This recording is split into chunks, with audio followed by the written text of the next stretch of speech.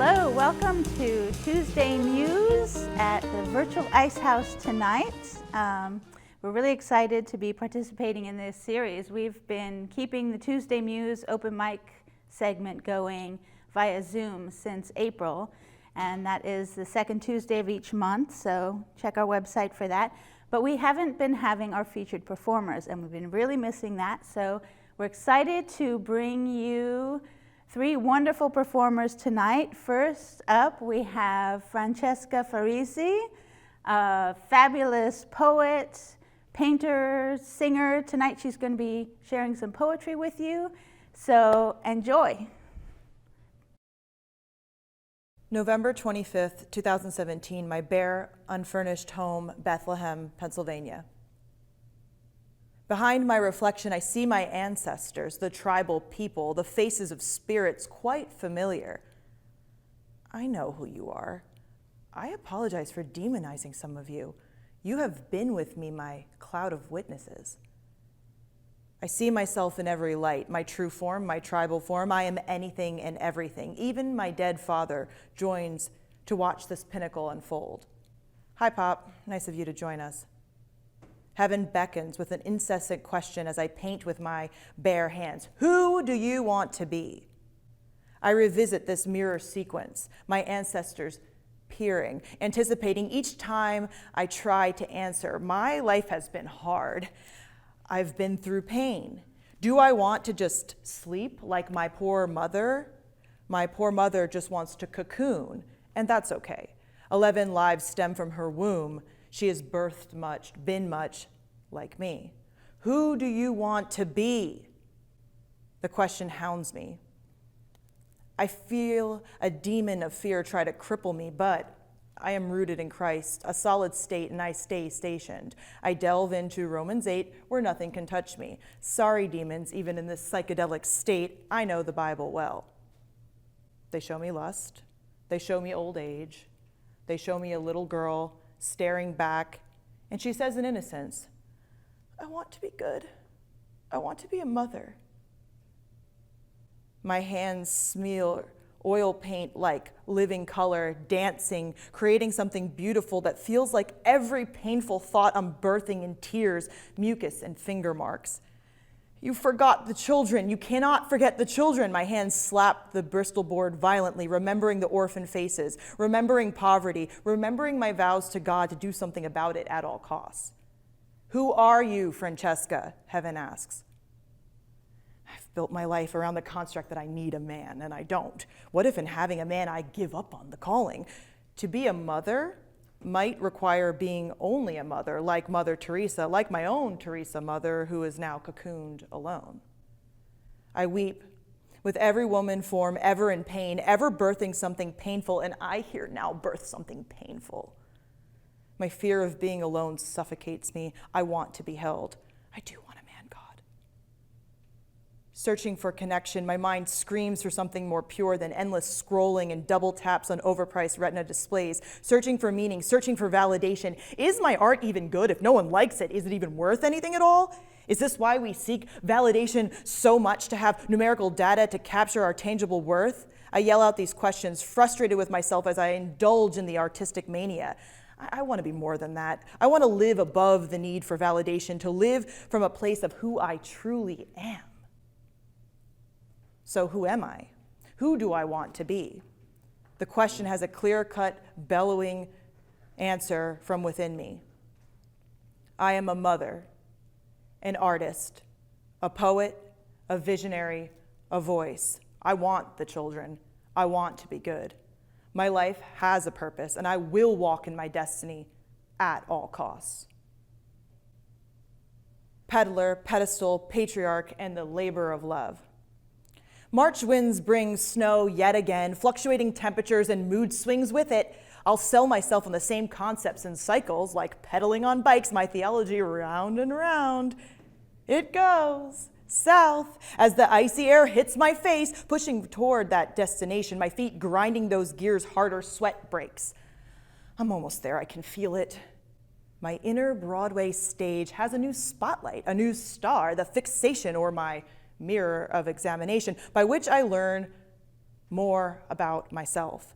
Yes, I will elevate the character as much as the actor, and in the burn of the heartache, I know myself better.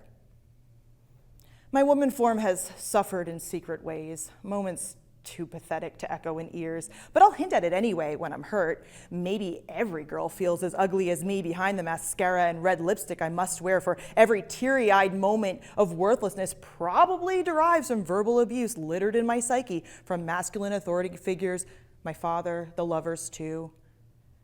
Willing to endure this suffering, I have tied pain to love, like a beautiful braid of inky water and bubbled pink paint, a texture of sculpture thoughts, the sound swirling like light. And feathers in my brain merge with a sinister sinking sensation of destruction. I'll endure it with my candle of hope flickering, for this is my labor of love. This is my cycle of insanity. I'll put him on a pedestal, an authority in my brain. No matter how much pain it brings, I'm staying the same.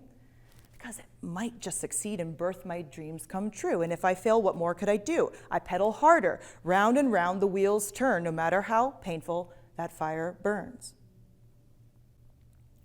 Where I build.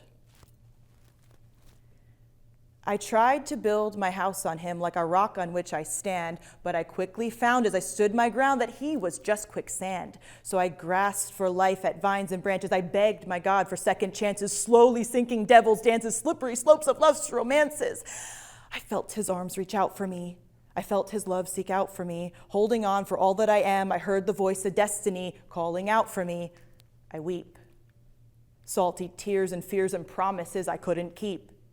As deep cries out to deep, I made a decision to listen to wisdom and shut my lips from speech.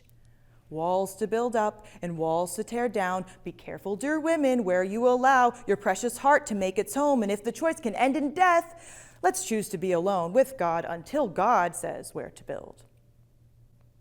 Submission. Exasperated by your voice, the constant telling that I'm in a way I should go. I've trusted your voice across the world, each ticket by sky or rail, bringing me one step closer to whatever you're calling me towards. I feel the pulse of progress and pain and the death of me for the exchange of love. But I'm exasperated, God. There's nothing I won't do for love. Or is that really true? Is waiting something that I just won't do? You promised Abraham something ridiculous too. I'm exasperated because I don't want to be a fool and wait for nothing. Did Noah feel like a fool? How exactly did he hear you? Global impact. Is my face unique? Do I look like a carbon copy of 11 other women you up and down devoured before your eyes dined on me? Am I really beautiful when my face is totally bare? I'm dirt-stained, blemished, greasy, but I just can't care. I've been to places that changed me. I'm not normal. What is normal and why do I want to be it? I don't want to bend and blend into the 50 shades of the masses' colorless gray. I am excitement. I am vibrancy and hues of purple, pink, and blue. Isn't it better to be exceptional? I want to make an impact, not make money, settle down, and pursue the debt-induced dying dance we once called the American dream. I'm tired of having to question myself when adversity sneaks up upon me like a spider bite in the night, left with an itch I feel compelled to scratch with, what if they're right about me? I want to be truly confident that I know what I'm doing, even when I actually don't, because something deeper, stronger, more satiating than me is driving my shabby, sin-stained vehicle toward that foreign town I'm going to call global impact. I'm an intrepid explorer, a brightly colored silk scarf in gloomy hurricane tempest, blowing wildly, flowing free. My purpose is clear, and I will pursue this call to the other side of the world again and again and again, even if it ends with a dull, rusty blade hacking red rose petals into my ghostly pale neck. This call is worth dying for. Grown weary. I've created many worlds for you, rhyming and full of meter, crafting verbal delicacies. You'll feast as long as I keep preparing meals for you to eat until the day I've grown weary. Let's make a new analogy. I'm tired of rhyming. One time, or maybe 3 times, I thought I could have a green thumb like my father, so I covered my living room with several plants. I thought it'd be nice to have the oxygen and that final interior decorating touch, like when I play The Sims 3, and I used that cheat code Motherload to have unlimited money to get all the ferns and plants for my Sims homes that I desired, and it was great. And as for my real life home, I got a fern, a catecharium palm, an agonago crata, and a Sansevieria zanellica, and even a nice marganata bush. And the only reason I can even list these is because I went on the Home Depot's website just now on the indoor plant page to find out which ones I had purchased. And to be honest, I don't even know if there was really those plants. I don't even know if it's even relevant to this poem. Who cares about the scientific plant names anyway? But I like to go on in detail, don't I? It's so annoying, but this is how I carry a conversation solo, isn't it? Homegirl doesn't know how to shut up. The reason I'm hard to forget. I learned something after a few weeks into my plant parenthood that I'm like Planned Parenthood. I don't have a green thumb at all. I am a plant abortion machine. I mean, watering plants takes so much work to remember. I mean, it's only a few extra seconds of effort, but God, the added responsibility was painful, and I didn't have to have one more thing to take care of, but I did love the look of them. Unfortunately, my carbon dioxide excreting existence wasn't enough. My plants grew weary as I starved them of water, you know, the substance of life. One by one, they began to wither and die. My half-hearted affection killed them as I'd only pour the remains of my drinking water and refill a cup for them. Just a little water, here and there, occasionally, never enough, only when I myself remembered to drink water. I wonder if plants could cry, would we hear them? If so, I think I would have known to water them more. I've never neglected a baby's wail before, after all. No, babies make it hard to ignore feeding them. It always felt weird the day I'd throw the last dying plant out, wondering if there was something wrong with me, that I couldn't have just cared a little more, paid a little bit more attention, been a little less self-absorbed to spare an innocent plant from such neglect, from such a sad, pathetic death. I wish I had ears to hear their silent suffering. They say hurt people, but maybe I just hurt plants. Sacrifice. I slaughtered our love like a lamb, but it refused to die. On the altar of our holiness, implicit truth captured in your eye.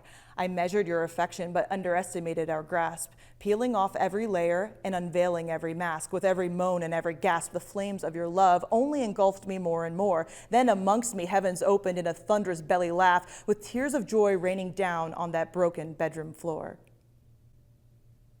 The psychology of step. Pay attention to the way people walk. The thudding foot, the prance, the slug, the strut, the float, the muted shrug, choo-choo train, forward thrust motion, and the side lift swagger all indicate certain matters of performance, priority, and pain. Renaissance. A gaping hole opens inside my body like a vortex, turning death to Genesis, something yet to be, in exchange for the vows I made to the devil just 1 year prior. Now, twinkle in my eye, in exchange for the noose around my neck. Checkmate, God, you got me. Now I'm forced to live because thou shalt not kill has been engraved in my heart by images of dead fetuses my mother used to salve my eyes with when I was just 14. This baby is an umbilical cord to you, isn't it? Go ahead and gestate me so I might live instead of die. Infidelity. Lips that drip with lust, breaking their trust, a sensual thirst. You'd have to blow on it first. My flame, I'm saying your name. You are enlivening pain, make it better the burst. With just the thought of your eyes and the way they look at me. Surprise, this is cursed. Secret pleasure improver. Oh, I seek your approval too much. You are such a fun thought to think. Your energy is electrifying to drink, and I want to sip. I want to sink. If only you knew the things I would do. If my little fantasy could come true. I'm on the brink of seducing. I'm losing my cool, but I love you too much to do that to you. Pendulum swing. I don't want to spiral down. My heart, oh, it sings a sad soul sound, but I heard in a thought so intense in my mind. Rewind, rewind, you know the kind. Can't seem to drown out the ring of deep knowing that made sadness going a suddenly thing, overwhelming every thought with a righteous sting. Ding, ding. I hear my phone ring. I think he's leaving me. I'm pulling that string. Am I going insane? Oh, the pendulum swing.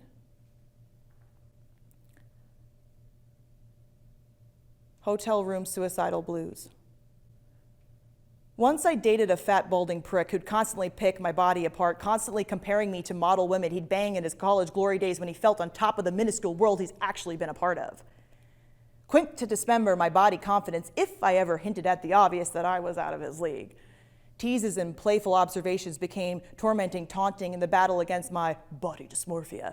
How many hours I'd search poorly designed plastic surgeon websites while I redesigned his perfectly designed plastic surgery website for our annoyingly picky client, for the tummy tuck, the boob job, the this, the that, just so I could be the most beautiful woman he's been with. Depression and suicide, like two abusive ex-boyfriends, decided to team up in torment, visiting me in the nighttime hours. I'd pinch the loose skin above my belly button, punishing myself for carrying excessive amniotic fluid, fine lines on my face, blatant like Vegas lights, every blemish, every flaw under my microscopy. I'll never be beautiful enough. Am I worth anything at all? My vanity, insecurity like punching bags, the doors swung open, and my old demon friends threw a frat party in the house of my collapsing mental health, my motherhood, the pinnacle of my deepest Achilles heel. They would scream in my thoughts that he'd be better off if I were dead. My son was asleep next to me in a hotel room after a day at the beach. Hurricanes, hounding, torrential downpour of the saddest revelations, the gangbang of my mind, these hell harassers, one by one bashing my stature until I was drowning, desperate, a thick dark cloud engulfing, heart racing, the worst sickness unleashed. This adulteress did the only thing I knew how. Curled up in a ball, sobbing into the white sheets, I cried out to the name above all names, somehow confident in his mercy seat, knowing the blood his body gushed on that tree was specifically for this moment. I cried out, Jesus, help me! And like a forlorn ship on a turmoiled sea, the thoughts disappeared, the pressure gone, my waters instantly calmed, peace be still. I knew that he was God. I knew someday I'd be free. Textiles and fibers and removing the liars. Carefully, I remove every layer, like undressing before a crowd of millions, my body as exposed as my heart on a shiny golden stage. Each fabric of entanglement, the linens of abuse, slip off me. The burlap bristle of mean words fall, silken laughter masks, peeling off rose-colored rayon around my eyes and heart, the knitted yarn of intimacy coming undone, pulling strings, taking with it the nylon neglect and denim discord. Those many nights I hid my tears to avoid cotton poly blend criticism, leather, love letters in poetic form like harness straps removed. Around my chest I can breathe now. There is nothing left. There is nothing left, not even the self-loathing lace. I am naked, exposed, bare beneath the spotlight. Yet I'm okay to be here, to breathe here, to feel here. Standing in my publicized puddle of textures, totally free. I'm okay to be here, seen here for all that I am, undone but free, to be here, just the way I am. This is my desire as I now will climb up higher, to never again be caught up in the fibers of a liar. I love myself completely and all I'm meant to be, untethered by the strings of abuse and apathy. And that's all I got. I'm Lynn Alexander, and Cleveland Wall and I have been hosting Tuesday Muse for almost 2 years. And we, unfortunately, because of COVID, we have not been able to do our live shows. So we have been doing virtual editions online, and right now we're still doing the monthly open mic, so you're welcome to check that out. And our next poet is Darrell Parry, and Darrell actually co-hosts an open mic as well. And you can find information on Lehigh Valley Poetry, Tuesday Muse, Instagram. We're on all the social media sites under that. But Darrell is an organizer. He has been a big part of so many things that we do. So we're very happy to have him share some poems with us. And after Darrell, we have a wonderful guest. Esme Montgomery is a wonderful musician from Easton. She's been a part of a lot of our shows, and so we're very grateful to have her here as well. So thank you. Enjoy. This first one is my pandemic poem, because everybody's got to have a pandemic poem. It's called Because Everyone Loves Babies. This isn't new.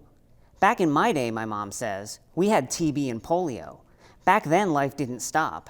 You took precautions and you took your chances. On the farm, you understood that death and suffering are a part of life. You didn't hide from it, not when there was work to be done. But today, things are different. Maybe it's the attitude. Maybe we think differently. Maybe we think we're above death by virus. We think that science should conquer everything and we should all live forever. Well, those close to us anyway. But death and suffering are a part of life now, same as back on the farm. After all, people have to die to make room in the world for babies, and everyone loves babies, right? Except, in this case, the majority of the people dying and suffering are the marginalized. The poor, the elderly, the sick, the disabled. Supplies and proper care are prioritized based on who would benefit more or who lives in the nicer neighborhood.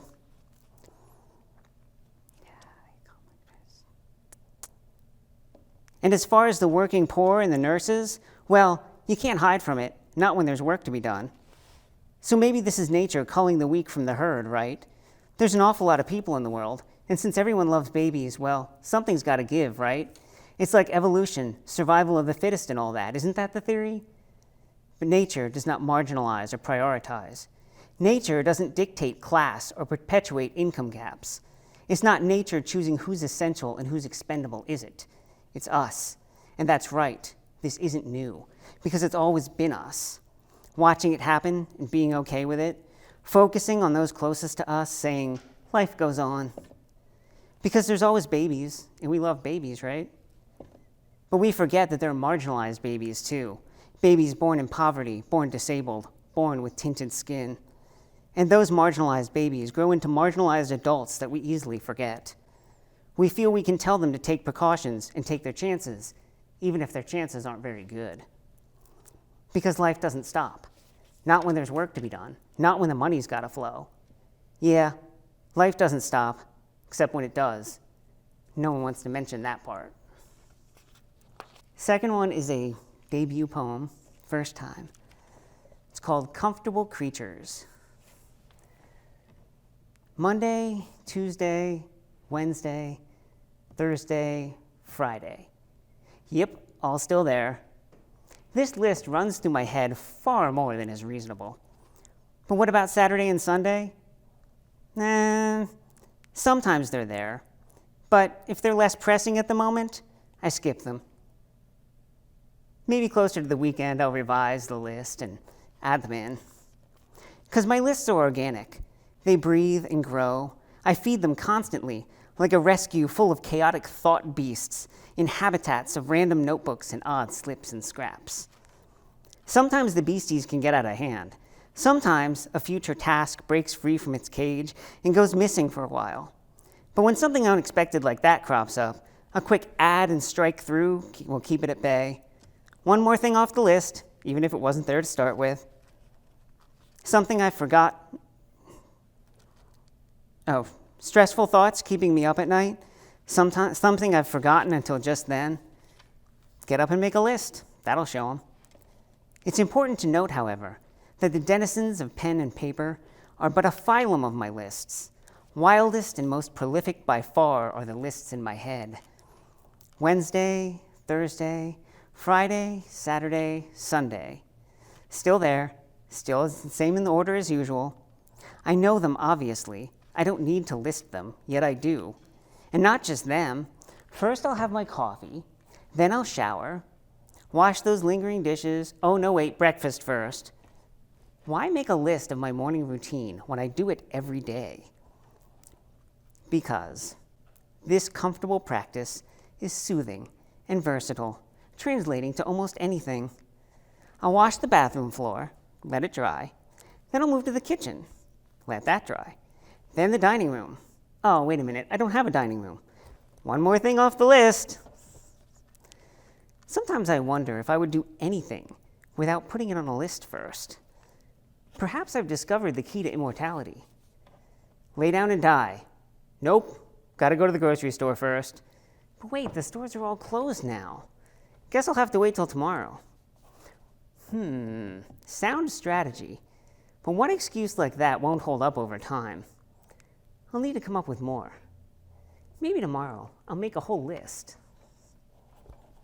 This next one is called twists. You are not like the others. These words please me, but they are information already incorporated. I am not like the others, not because of the obvious, the physical twisting of twisted limb, a dead tree branch still worthy of climbing. Not like the others, but only because of twists. Twisted, not physically, twists lingering inside. Not like the others, because I do things, wrong things, twisted things done all the wrong ways. I turn left when straight is better, when straight is more efficient, when straight does not need me. When I know them, know like lovers the twists to the left. Wrong.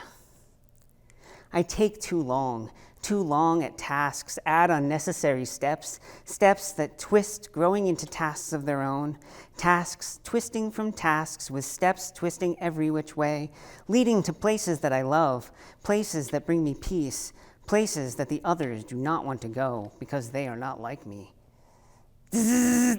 Wrong. I see them. I see always, but never up close enough to touch, to feel, but I feel distance. Curious presence, staring from the stars without emotion, without understanding, watching the world twisting through the dark, feeling that I have no part in any of it. Curious presence, twisting out in a void where the others are not, feeling that I have no part in any of it, but that I love it anyway, as fish love the sky. The others, the ones I am not like, they want me to know them, to feel them, to communicate, to converse as they do. But that's something I never understand. Wrong. Wrong, which is actually right, but no one sees it. I'm not like the others. That is something they will never understand, something they twist and make their own, carving twisted images of me which are right, but are not actually right. Enter now, suggestions, snarky syllables, endeavors to instruct, to teach me which is actually right, which is actually wrong, but they don't see it, because they are the others, and I am not like them. Enter now hurtful words, because I am wrong. I am twisted beyond help, because I do not give in to them. I dance through life, never stopping to see my wrong and their right, or my right and their right, or to see that we are in fact all doing everything wrong. Because I do see it. That is information already incorporated, but it is something that they will never understand, and I forgive them, but I do not give in to them. And it makes them angry, and it makes them suggest more, and it makes them use hurtful words more, and I do not give in to them, but I forgive them. That is something they will never understand, because I am not like the others, because I forgive them, and I love them for who they are. And this fact pleases me, because every good story, every good poem, needs a twist at the end. This next one's on the darker side. It's called Tear You Open. It's a love poem. My love, I'd never tear you open, gorge on tender breast, tongue lapping nectars like honey, red and soft, delving deeper inside the wound that was you, but now something different, something tasted, something experienced. My love, I'd never gnaw your marrow, pounce upon you, pin you down, mouth embracing throat, hearing pulse hammer as I ravage flesh, guzzling all that you are, to satisfy ravenous, aching hunger, leaving you gasping, lifeless shell. My love, if ever you see the dangerous gleam, furrowed brow, senses taut, heightened, searching, run for home, safety behind closed doors, escape the jaws of malicious desires. Or look me in the eye, stare me down, take me apart from the inside out, and we can run unfettered through moonlit trees. Going along with the theme, the next one is called Shadowmancer. I cast shadows, making them dance and flicker and bounce from wall to wall for my own amusement. Some are small, others huge and monstrous. They appear from thin air or grow from the darkness that's always inside of me. I cast shadows because it is in my nature to do so, even though it often makes others uncomfortable. At best, this forces me to be reclusive and socially awkward. At worst, it causes me to limit my shadows, to bring them in line with what people expect, to bring myself in line with what they want from me. But I have learned that if you manipulate your shadows, change yourself to please another, inevitably, she will always be in love with someone else. And this last one is called The Perfect Shade of Weird. A wise friend told me, I think weird finds weird, and nearly convinced me that I have wasted my entire life searching. Though I am a deep thinker and not so easily swayed. Weird does find weird, that is true, but weird is not a concrete wall. It has no obvious discernible physical properties. It's like a wave, a kind of invisible light, difficult to define or quantify. Each individual wave has a unique pattern of crests and valleys, creating an entire spectrum of weird. Weird finds weird, but maybe your weird will find a blue weird when what it's looking for is a green. Maybe that's close enough, but maybe it's not. We all crave a weird that will make our weird feel safe and accepted. Tell it that it is beautiful. Dance with it for a spell and perhaps fall in love. Weird finds weird. This is true. But perhaps what we all seek is the perfect shade of weird.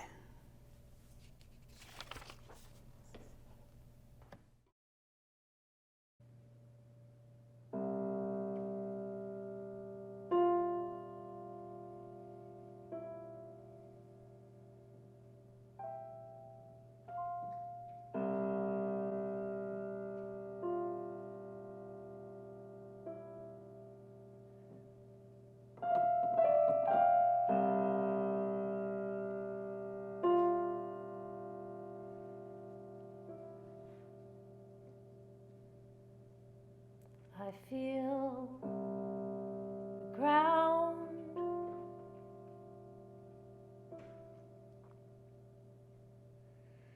I feel now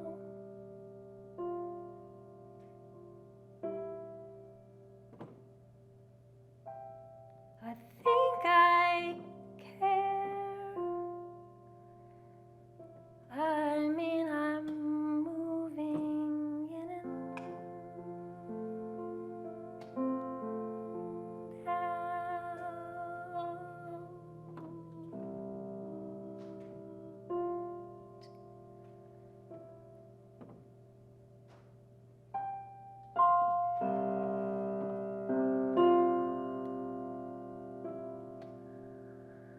I feel the air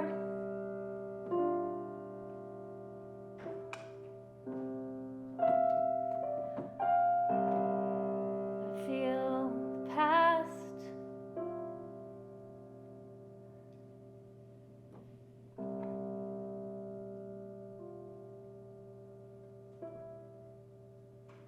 my heart beats fast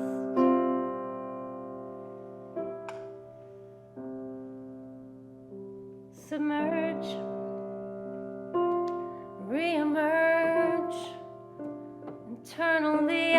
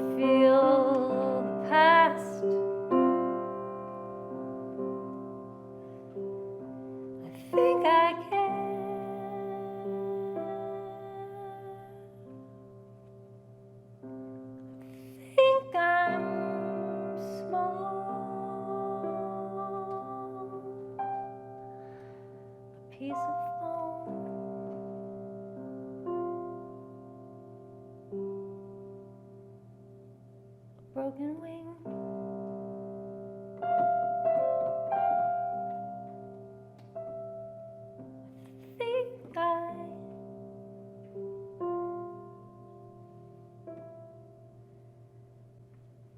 There is sound.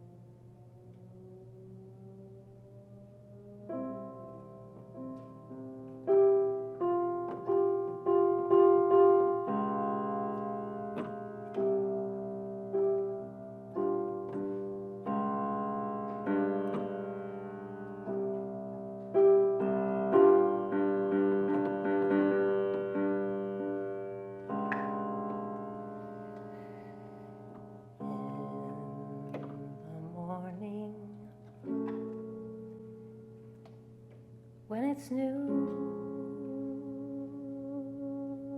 can I come to you?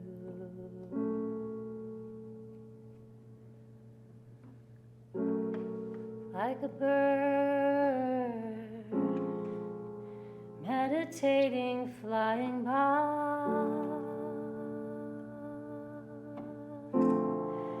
I will come to you.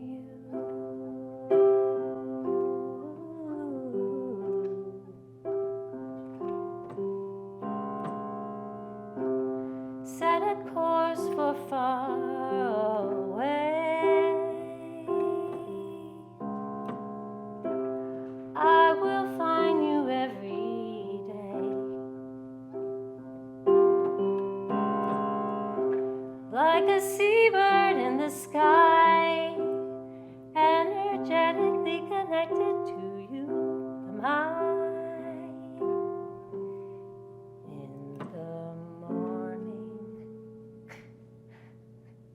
It's new,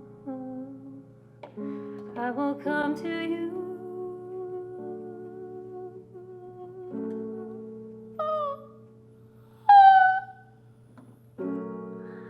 Like a bird in the sky, I will come to you.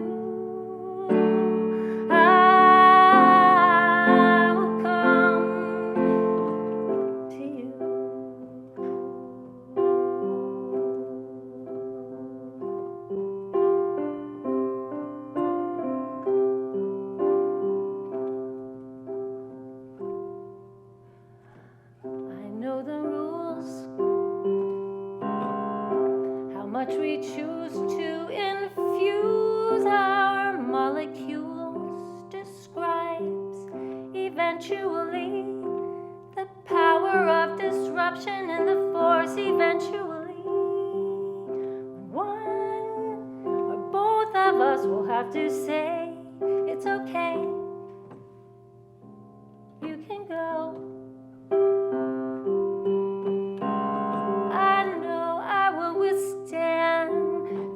Not only of the holding of your palm, the calm that settles over me,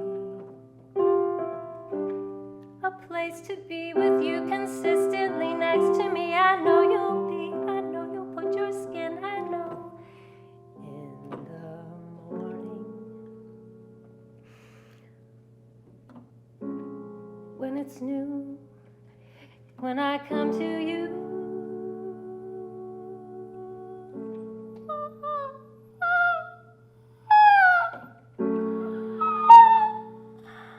Like a bird in the sky, meditating, flying by, I will come to you.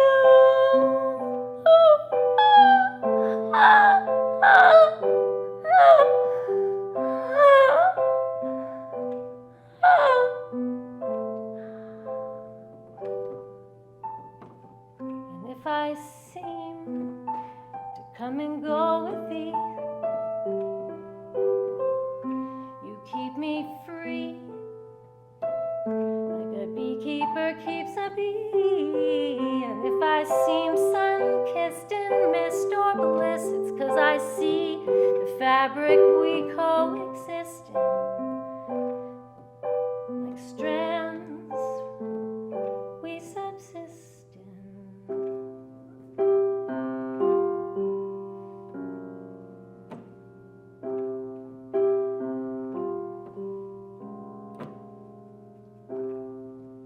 So set a course for far away. I will find you every day, like geese resonate with sound above the ground. You are the ground I set a course to in the morning when it's new. In the morning, when it's new, I will come to you.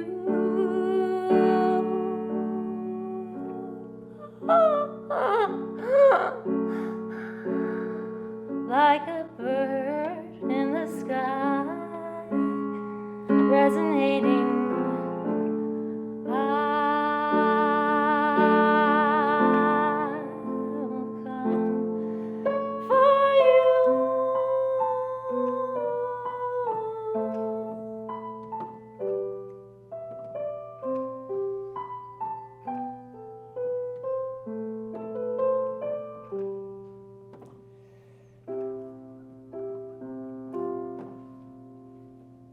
The way we feel, that's the deal.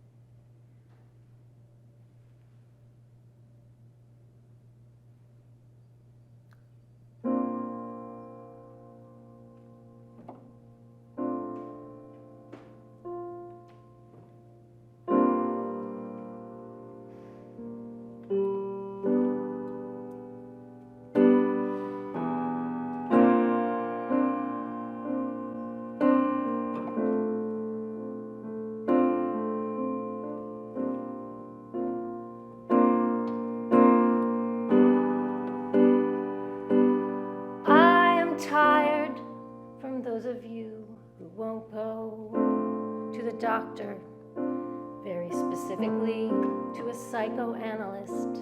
Emotions will not kill you, but they can make you blind to a mess you leave behind when you cut them off.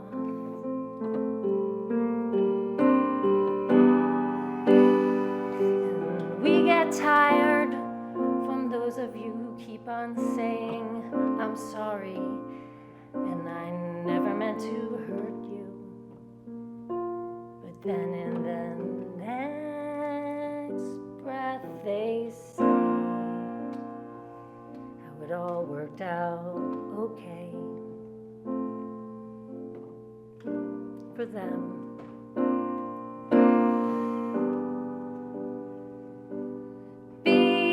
Strong, man, I know the road has been long, but the time has come to man up again and persevere and let experience pass through you while you persevere and be strong. And be strong, and be strong.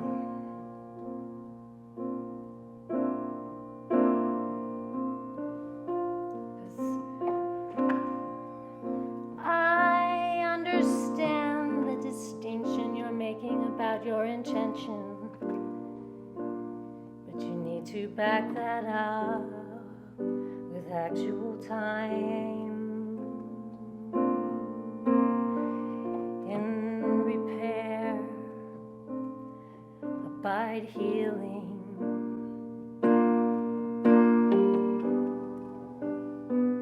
And be strong. I know the road has been long, but the time's come to persevere and let experience pass through you. Let experience pass through you. Let experience pass through you while you persevere. And be strong, and be strong, 'cause we get tired, we just run out of steam, and we need more love. Yeah, I feel more love. When all that you know about love is seduction, all that you leave in your way is destruction. You're making more work when there's already plenty of work to do.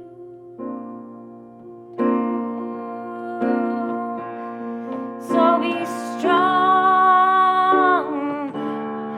Let experience pass through you while you carry on and persevere, and face that there were things that went so wrong. In fact, we had to act like nothing ever went wrong, but it did. So sing along, persevere.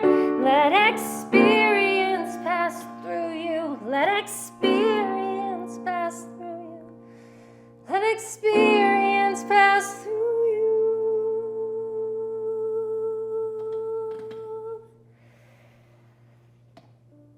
The responsibility of men, just like everybody else's, to clean up our messes and keep ourselves alive, and to recognize the work we do to support the life that you enjoy. Man, we feel more love. Yeah, you need more.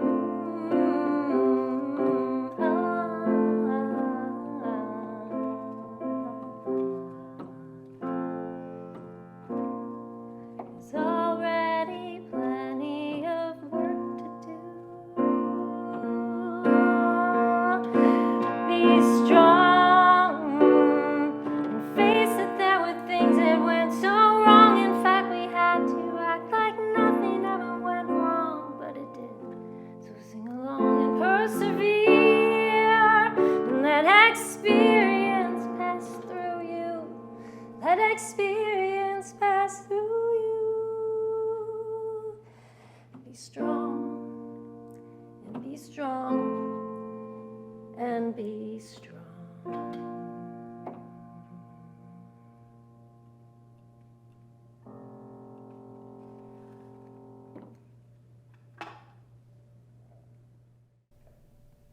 Thank you for watching the Tuesday Muse virtual edition, and thank you for being part of this.